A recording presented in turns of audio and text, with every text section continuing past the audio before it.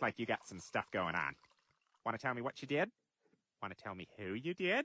So what is a pregnancy band in your hair? Well, this can be seen when you go to your hairdresser after you've had a pregnancy or you've had a baby and they notice that there is a band of different coloured hair. So there could be two reasons for this. Now, firstly, there is a very common misconception that you're not allowed to dye your hair during pregnancy. This is a myth.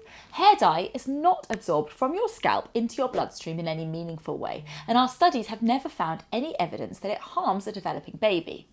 This risk that we think about comes because that people can be worried that the chemicals that are in the hair dye will somehow cross the placenta into your baby. But remember, usually most dye isn't actually even applied directly to your scalp, and even if it is directly on your scalp, the levels that are absorbed via your skin are likely to be far too low to be harmful.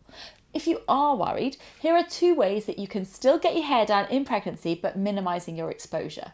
Now, the first option is to wait until after the first trimester. During that early days of pregnancy, all your baby's organs are forming, and some people just prefer to be extra cautious. So you could choose to get your hair dyed in the second and third trimester.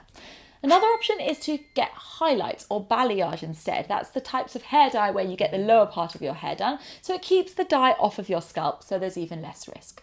But the biggest risk of getting your hair dyed in pregnancy is actually the smell, because pregnancy can make you super sensitive to fumes and bleach. So if you do choose to get your hair dyed, make sure that you're getting it done in a well-ventilated area. And the other reason that some people notice the pregnancy band is that your hair can actually change colour during pregnancy. How crazy is that? The hormones of pregnancy can actually change the colour that your natural hair grows.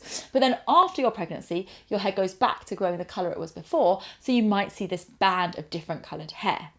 Ultimately, yes, hair dye doesn't have to be avoided for the whole 10 months, but even if you don't get your hair dyed in pregnancy, or if you do, you might notice that there is a colour change after pregnancy temporarily. So, did you dye your hair during pregnancy? Let me know below.